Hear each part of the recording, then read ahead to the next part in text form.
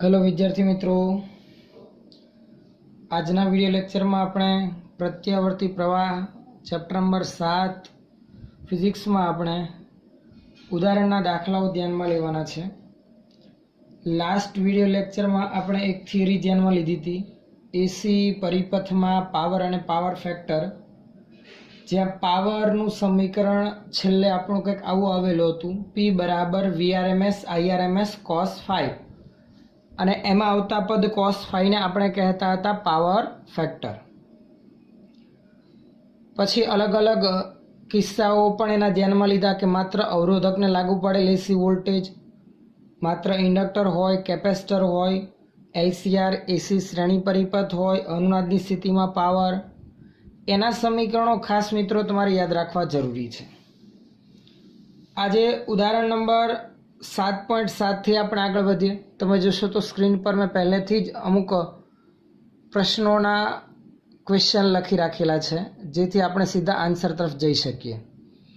સાથે કેલ્ક્યુલેટર લઈ રાખવું, ગણતરી તમે જાતે કરતા જશો તો સમજવામાં પણ સરળતા રહેશે। ચલો શરૂઆત કરીએ આપણે। ઉદાહરણ નંબર 7.7 શું છે? ઉદાહરણ નંબર 7.7 નો પ્રશ્ન જુઓ ધ્યાનથી। વિદ્યુત પાવરના સ્થાનાંતર એટલે કે એક સ્થાનેથી બીજે લઈ જવા માટે, સ્થાનાંતર એટલે કે વિદ્યુત પાવર જે આપણે જનરેટ કરીએ છીએ પાવર સ્ટેશનમાંથી, તેને એક સ્થાનેથી બીજે લઈ જવા માટે ઉપયોગમાં લેવાતા વિદ્યુત પરિપથમાં પાવર ફેક્ટરનું ઓછું મૂલ્ય ટ્રાન્સમિશનમાં મોટો પાવર વ્યય સૂચવે છે। આવું કેમ? એનું આપણે કારણ જણાવવાનું છે। બે પ્રશ્નો આપણને પૂછેલા છે, અને સાથે બીજો પ્રશ્ન શું છે એ પણ જુઓ। સાથે કીધેલું છે પરિપથમાં યોગ્ય કેપેસિટન્સ વાળા કેપેસિટરનો ઉપયોગ કરીને ઘણી વખત પાવર ફેક્ટરમાં સુધારો કરી શકાય છે। આ કઈ રીતે? તો પહેલા તો આપણે એનો આન્સર જોઈએ। જુઓ પહેલા એમાં શું કીધેલું છે, ફરી એક વખત કે કીધું છે આપણને કે પાવરને એક જગ્યા પરથી બીજી જગ્યા પર લઈ જવા માટે જે પરિપથ ઉપયોગમાં લેવાય છે તેમાં પાવર ફેક્ટરનું ઓછું મૂલ્ય એટલે કે cos phi ઓછું મૂલ્ય લઈએ તો મોટો પાવર વ્યય કઈ રીતે થાય? તો પહેલા તો સૌથી પહેલા આપણે પાવરનું સમીકરણ લખી રાખીએ કે એસી પરિપથમાં, સમજૂતી પહેલા આપણે ખાસ જરાક ધ્યાન આપજો, એસી પરિપથમાં પાવર તમને ખબર છે P બરાબર VRMS IRMS cos phi લખીએ છીએ, અથવા બીજું એક સમીકરણ આપણે લખીએ છીએ IRMS square into Z into cos phi। હવે ધ્યાન આપજો, આમાં પાવર ફેક્ટરનું ઓછું મૂલ્ય કરતા ટ્રાન્સમિશનમાં પાવર વ્યય કઈ રીતે થાય છે? તો કે પાવર ફેક્ટરનું સમીકરણ cos phi છે। હવે આપેલા પાવરને દૂરના અંતરે લઈ જતા cos phi હું ઘટાડું તો પાવર ઘટી જાય, પાવર ફેક્ટર ઘટાડું તો cos phi નું મૂલ્ય ઘટાડતા આપેલો પાવર ઘટે નહીં, અને એટલા જ મૂલ્યનો દૂરના અંતરે લઈ જવું હોય તો એના માટે પ્રવાહમાં શું કરવો પડે? વધારો કરવો પડે। અને જો હું પ્રવાહ વધારું તો પાછો પાવર વ્યય P બરાબર IRMS square into Z into cos phi મુજબ વધી જાય છે। તો આ એક કારણ છે, લખી રાખીએ કે અહીં cos phi ઘટાડતા, cos phi એટલે કે પાવર ફેક્ટર ઘટાડતા આપેલ વોલ્ટેજે પાવરને એક સ્થાનેથી બીજા સ્થાને લઈ જવા પ્રવાહ એટલે કે IRMS વધારવો પડે છે। આમ કરવા જતા પાવર વ્યય P બરાબર IRMS square into Z into cos phi મુજબ વધી જાય છે। તો આમ કરવા જતા આ સમીકરણ અનુસાર પાવરમાં શું થાય છે? વધારો થઈ જાય છે। ચલો એ પછી આગળ બી નો આન્સર જોઈએ, ખાસ ધ્યાન આપજો। બી નો આન્સર, બી માં શું કીધેલું છે કે પરિપથમાં યોગ્ય કેપેસિટન્સ વાળા કેપેસિટરનો ઉપયોગ કરીને ઘણી વખત પાવર ફેક્ટરમાં સુધારો કરી શકાય।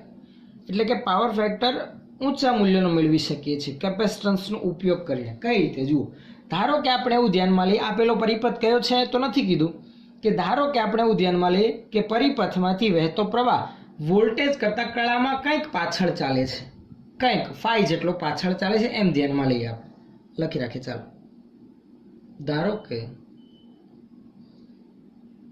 આપેલ એસી પરિપથમાં પ્રવાહ વોલ્ટેજ કરતા કળામાં ફાઈ જેટલો પાછળ છે, માટે પાવર ફેક્ટર, તમને ખબર છે પાવર ફેક્ટરનું સમીકરણ cos ફાઈ બરાબર r/z આવે, બરાબર ને? તો પાવર ફેક્ટર cos ફાઈ બરાબર r/z આવે છે. આપણે આનું મૂલ્ય સુધારવું છે, સારું એવું મૂલ્ય મેળવવું છે. મેક્સિમમ મૂલ્ય તો પાવર ફેક્ટરનું કેટલું આવે? 1 આવે. આ મેક્સિમમ ક્યારે બને? તો કે z નું મૂલ્ય r જેટલું બને ત્યારે. ખ્યાલ આવે છે? r જેટલું એટલે કે પ્રવાહ અને વોલ્ટેજ સમાન કળામાં બને તો. અહીંયા તો આપણે કળા તફાવત ફાઈ જેટલો લીધેલો છે, જેમાં પ્રવાહ વોલ્ટેજ કરતાં ફાઈ જેટલો પાછળ ચાલે છે. ચાલો આની સમજૂતી આપણે એક ફેઝર ડાયાગ્રામ પરથી ધ્યાનમાં લઈએ. આપણે ફેઝર ડાયાગ્રામ મુજબ આપેલા ક્વેશ્ચનનો આન્સર મેળવવા માટે આગળ વધીએ. જુઓ, એના માટે હું એક એક્સ અક્ષ ધ્યાનમાં લઈ લઉં છું. આ છે ધારો કે આપણી વાય અક્ષ. મિત્રો, ધારો કે આપણે અહીંયા ધ્યાનમાં લીધું છે એ મુજબ હું પહેલાં તો વોલ્ટેજના ફેઝરને દર્શાવી દઉં છું, કે ધારો કે મારો વોલ્ટેજનો ફેઝર વાય અક્ષ પર છે. આ છે મારું વોલ્ટેજનું ફેઝર, જેનું વી વડે દર્શાવી દઉં. અહીંયા આપણે ધ્યાનમાં લીધેલું છે કે ભાઈ પ્રવાહ વોલ્ટેજ કરતાં કળામાં ફાઈ જેટલો પાછળ છે, તો હું ફાઈ જેટલો પ્રવાહને પાછળ દર્શાવી દઉં છું. આ પ્રવાહનો ફેઝર છે આઈ. હવે આ કળા તફાવત જે આપણે ધ્યાનમાં લીધેલો છે ફાઈ જેટલો પાછળ, એ ફાઈ દર્શાવી રાખી. હું આ પ્રવાહના બે ઘટકો વિચારું, ધ્યાન આપજો બરાબર.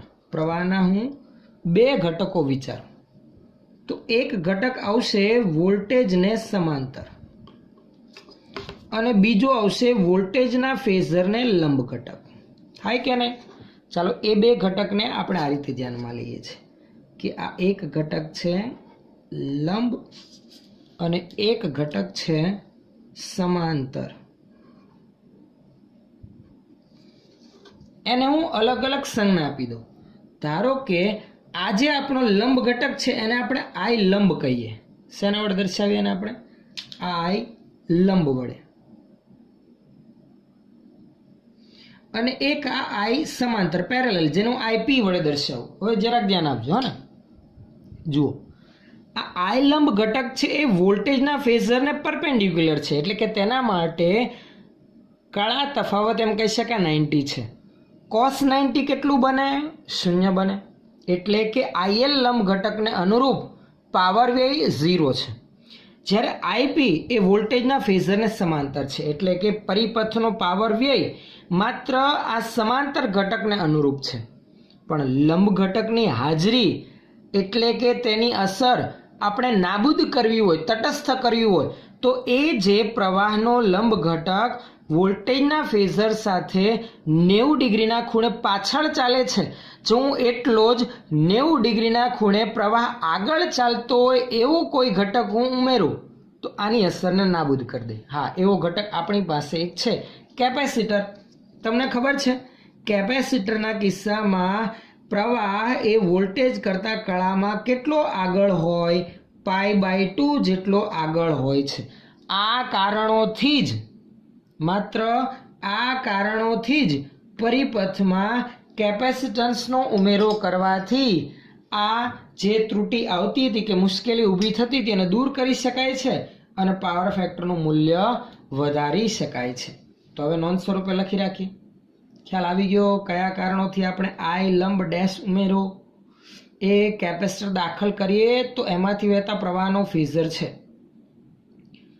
કે જે એ આઈ લંબ ઘટક કે જે પાવરનો વોલ્ટેજને લંબ ઘટક હતો એની અસરને નાબૂદ કરી દે છે. એટલે માત્ર આઈ પેરેલલ જે વોલ્ટેજને સમાંતર ઘટક છે એ જ વધશે.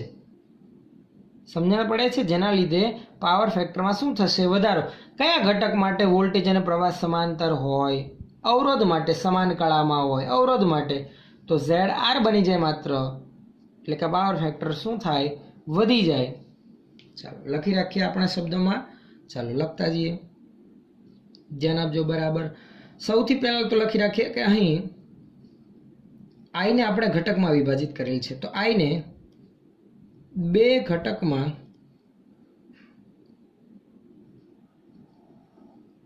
વિભાજિત કરીએ. એમાંનો એક ઘટક વોલ્ટેજને સમાંતર આઈપી ઘટક અને બીજો ઘટક વોલ્ટેજને લંબ આઈ લંબ ઘટક. હવે આમાં જે આઈ લંબ ઘટક છે એમાં પ્રવાહ આધારિત પાવર વ્યય તો કેટલો આવશે? સીધો 0. કારણ કે આઈ લંબ ઘટક એ વોટલેસ ઘટક કહેવાય. કારણ કે વોલ્ટેજને લંબ પ્રવાહ આપણે રજૂ કરેલો હોય ફેઝર ડાયાગ્રામમાં, તો એના આધારિત થતો પાવર વ્યય કેટલો હોય? 0 હોય. તો લખી રાખીએ આઈ લંબ ઘટકને અનુરૂપ પરિપથમાં પાવર વ્યય 0 થાય. આઈ લંબ ઘટક અથવા તો વોટલેસ ઘટક એમ પણ કહી શકાય. અને બીજો જે સમાંતર ઘટક છે પ્રવાહનો, એને આધારિત પરિપથમાં પાવર વ્યય થશે. આથી માત્ર આઈપી ઘટકને અનુરૂપ પરિપથમાં પાવર વ્યય થશે. હવે જે આઈલમ ઘટક છે તેની અસરને નાબૂદ કરવી છે. એના માટે એને વિરુદ્ધ દિશાનો અને વોલ્ટેજ સાથે π/2 કળાનો તફાવત ધરાવતો આપણે ઘટક ઉમેરવો પડશે, જે કેપેસિટરને એડ કરવાથી જ શક્ય બને છે. તેથી લખી રાખીએ માટે પાવર ફેક્ટર સુધારવા પાછળ રહેલ આ જે આઈલમ ઘટક વોલ્ટેજ કરતાં π/2 જેટલો પાછળ છે ને, પાછળ રહેલ ઘટક આઈલંબને સમતુલ્ય આઈલંબ ડેશ ઘટક વડે તેને શું કરવો પડે? તટસ્થ કરવો પડે, અથવા તો તેના વડે તેની અસર નાબૂદ કરવી પડે. તેની અસર નાબૂદ કરવી પડે. જે કેપેસિટર કે યોગ્ય કેપેસિટન્સ વાળા કેપેસિટર, આપણે અહીંયા જગ્યાના ભાવને અત્યારે હું લખી રાખું કે કેપેસિટરને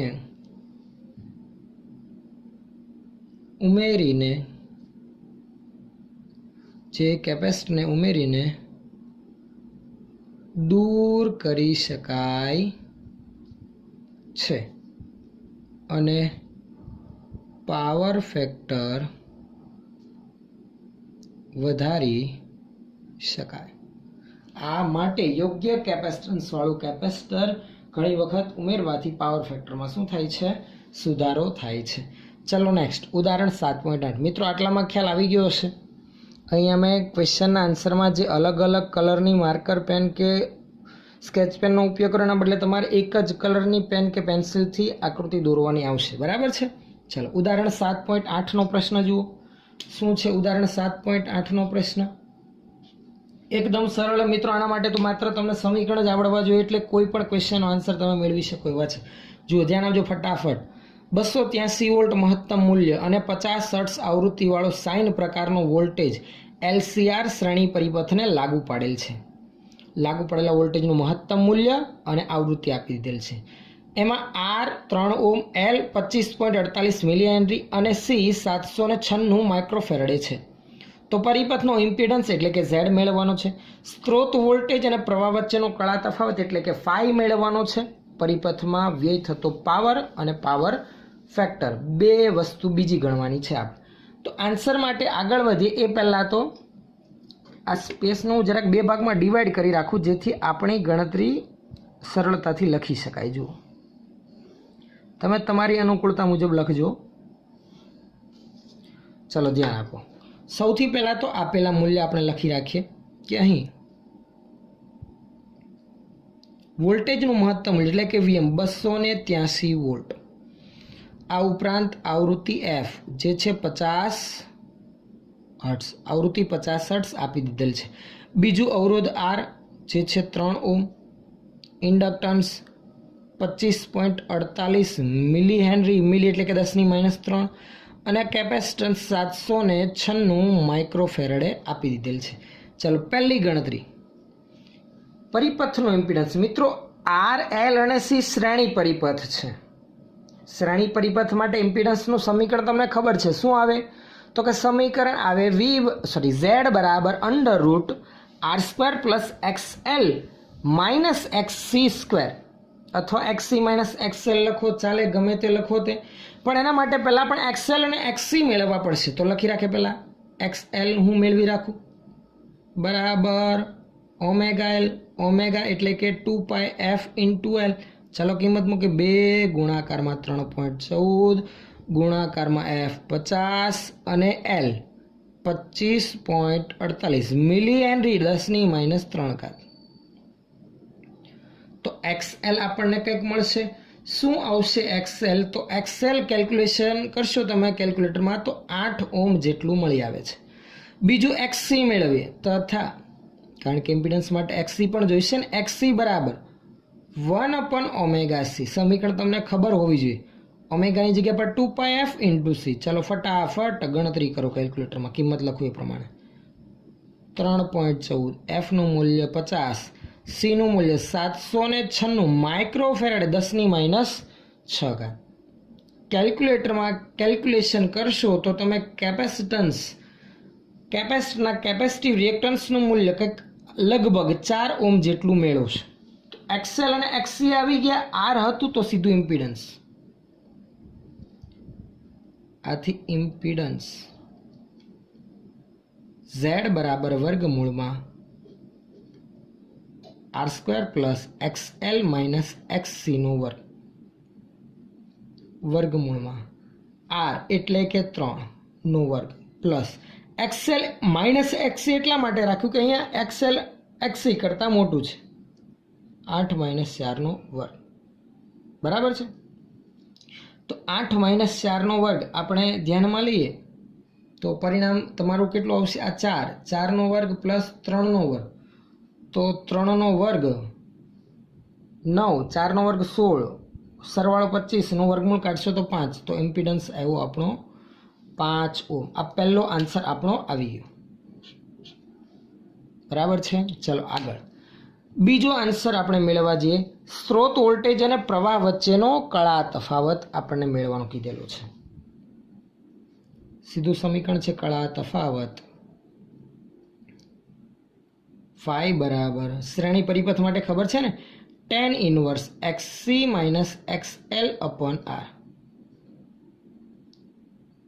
tan ઇન્વર્સ xc જે છે 4, xl જે છે 8 અને ભાગાકારમાં 3।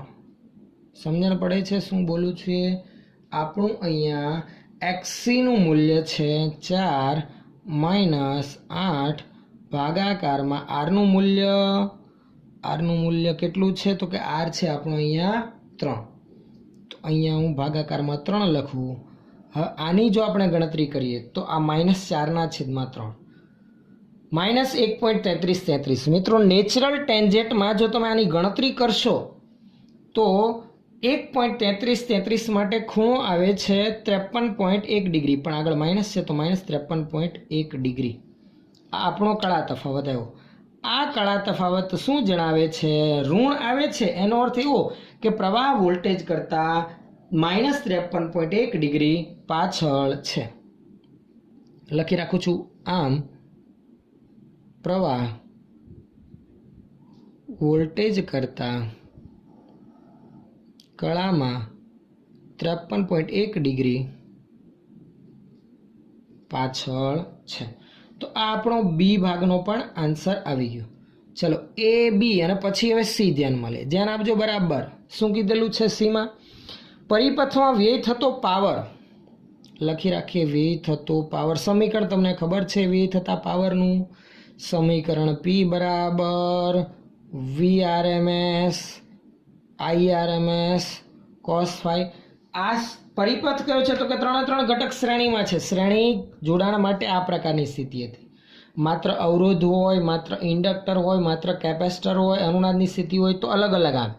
પણ શ્રેણી જોડાણ હોય ત્યારે પાવરનું સમીકરણ જે આપણે તારવેલું હતું, મેળવેલું હતું, એ જ આવશે. ચલો આમાં VRMS નથી ખબર તો VRMSની જગ્યા પર VM/√2. IRMS તો કે IRMS બરાબર VRMS/Z આવે. થાય ને? તો VRMS/Z હું લખું તો VRMS એટલે VM/√2 અને પાછું Z તો ખરું તો અહીંયા Z ઇન્ટુ cos phi. સમજણ પડે છે? ખ્યાલ આવે છે?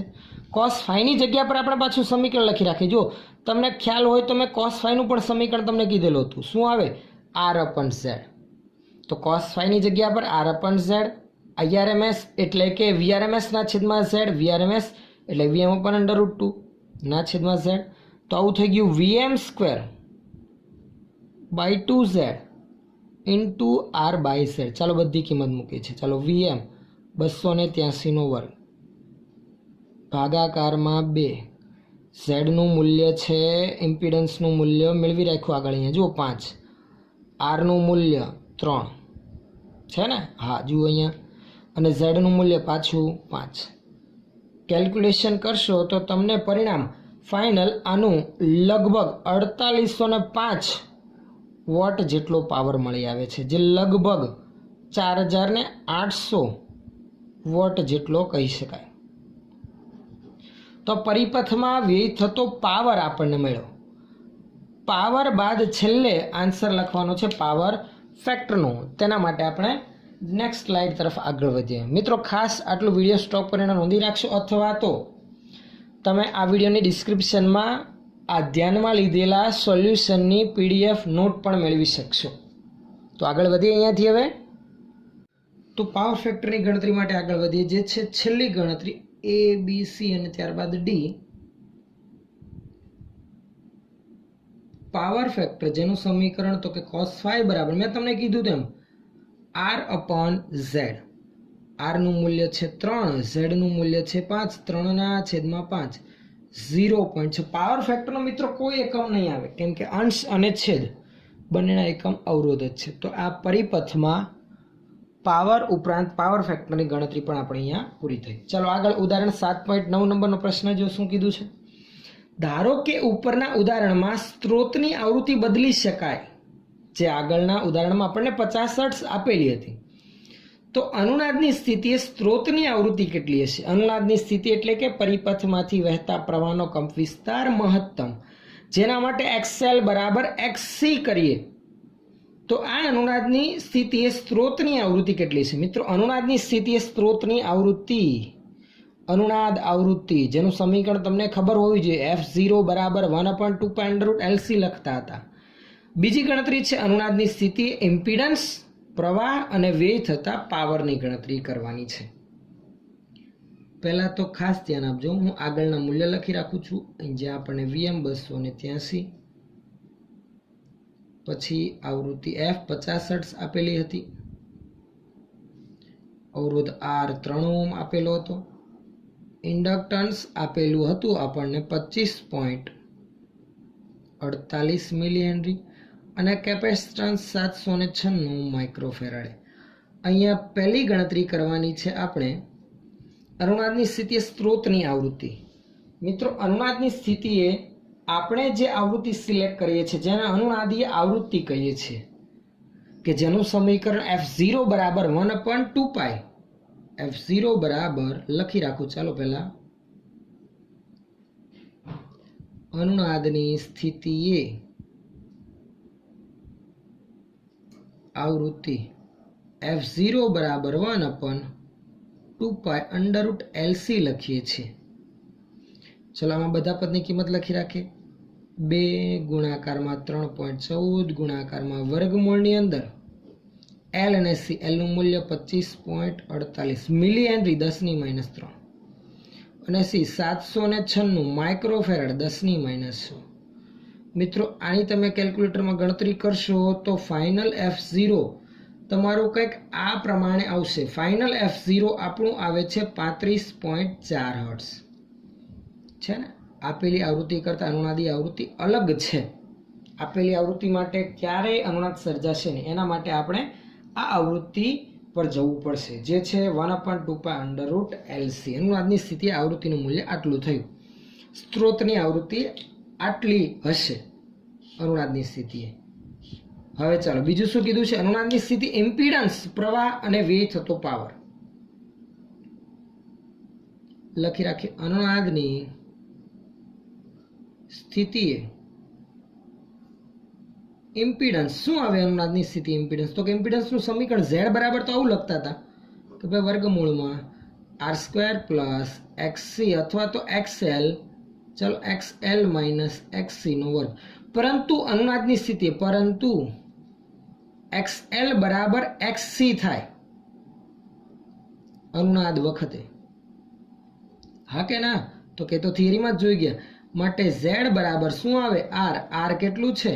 3 ઓહ્મ. તો અનુનાદની સ્થિતિએ ઇમ્પિડન્સ 3 ઓહ્મ. ઇમ્પિડન્સ પછી ગણતરી કરવાની કીધી છે પ્રવાહની. પ્રવાહ I અથવા તો લખાય IRMS બરાબર V/Z. V એટલે કે VRMS/Z, પરંતુ VRMS એટલે કે Vm/√2 અને Z તો આપણો કોણ છે અનુનાદ વખતે? R. તો I બરાબર Vm/√2 × R. મિત્રો સમીકરણ સમજૂતી માટે મેં આટલું લખેલું છે, બાકી તમે સીધું I બરાબર V/Z અને તેની મદદથી પછી આ લખી શકો છો. આ ઓપ્શનલ છે, બરાબર. ચલો આટલો ભાગ. Vm ની કિંમત મહત્તમ મૂલ્ય વોલ્ટેજનું 283 વર્ગમૂળમાં 2 અને R નું મૂલ્ય છે 3. ગણતરી કરશો તમે આ પ્રમાણે કે ભાઈ I બરાબર Vm/√2 × R મુજબ ગણતરી કરશો તો ફાઇનલ આન્સર કંઈક 66.7 એમ્પિયર જેટલો મળે છે. અને હવે ભાઈ ગણતરી બાકી રહી પાવરની, તો લખી રાખીએ તથા પાવર P બરાબર IRMS² × Z × cos phi. આવું આવે ને સમીકરણ. પરંતુ સમીકરણ આપણને ખબર છે cos phi બરાબર R/Z માટે cos phi. ચલો અહીંયા દેખાતું નથી તો હું આ તરફ લખી રાખું છું. માટે cos phi બરાબર R/Z. નું મૂલ્ય તો R જેટલું જ ને અનુનાદની સ્થિતિએ, તો એ કેટલું આવશે? 1. તો cos phi 1. Z તો R છે જ અને IRMS R આપણે મેળવેલો 66.1 માટે પાવર P બરાબર IRMS² × Z બરાબર R cos phi તો 1 જ છે. 66.7 નો વર્ગ ગુણાકારમાં 3.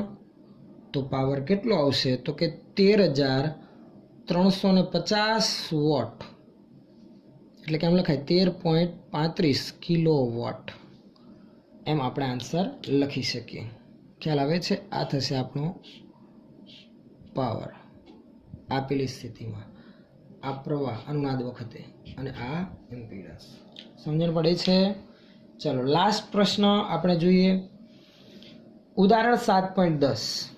આનાથી પછીની જે આગળની થિયરી જે છે એ નેક્સ્ટ વિડિયો લેક્ચરમાં આપણે જોઈશું.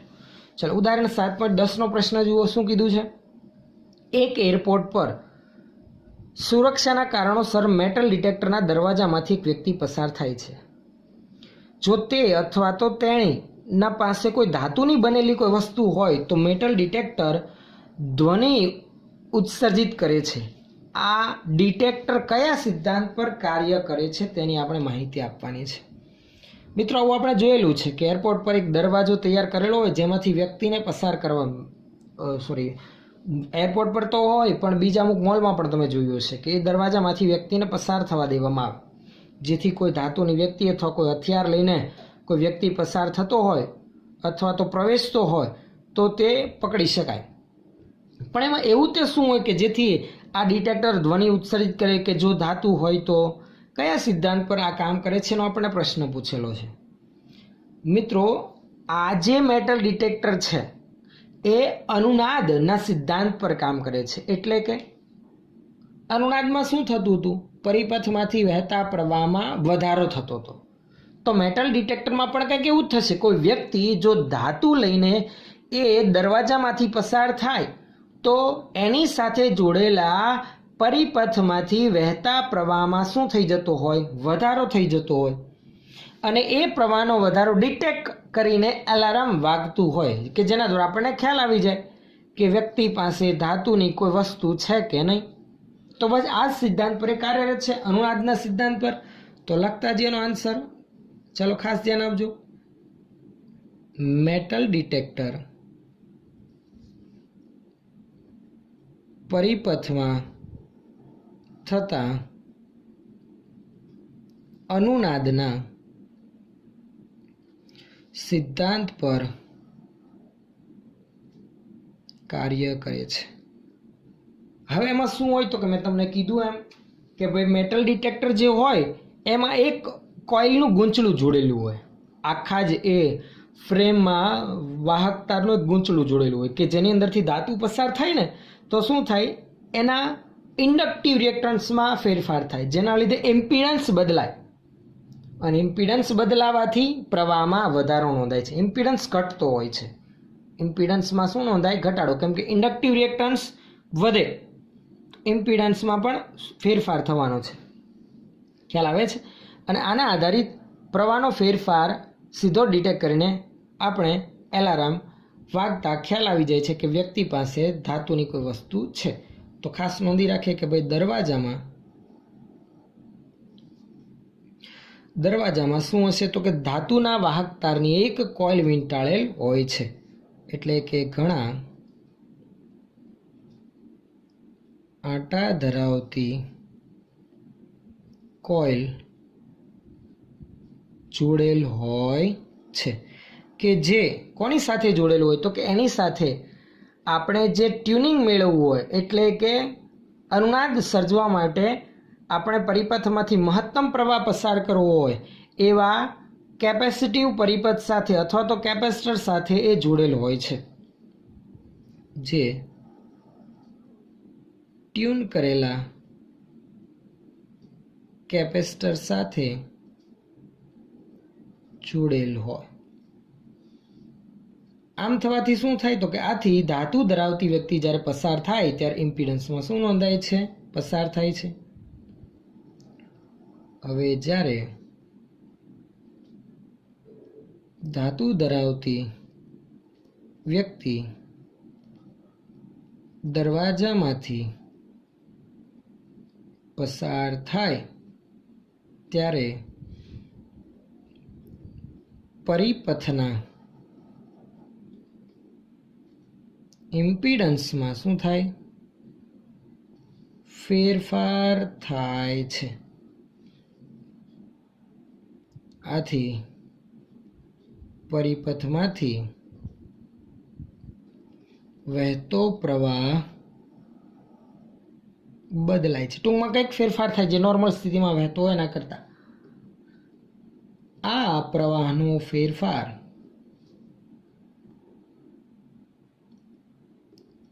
નોંધાતા તેની સાથે જોડેલ એલાર્મ વાગવા લાગે છે. આ રીતે લખી રાખીએ કે મેટલ ડિટેક્ટર કાર્ય કરે છે. તો આ રીતે મેટલ ડિટેક્ટર કાર્ય કરે છે અને ધાતુ ધરાવતી કોઈ વ્યક્તિ પસાર થાય તો એને ડિટેક્ટ કરે છે. તો આજે આપણે આટલે સુધી રાખીએ. નેક્સ્ટ જ્યારે પાછા મળીશું ત્યારે અહીંયાથી આગળની થિયરી માટે આગળ વધીશું. ફરી એક વખત જે આપણે વિડીયો લેક્ચરમાં થિયરી ભણીએ છીએ એની PDF નોટ તમને ડિસ્ક્રિપ્શનમાં નીચે લિંકમાં મળી જશે, જેની મદદથી તમે તમારી નોટબુકમાં સરળતાથી લખી શકશો. ઓકે.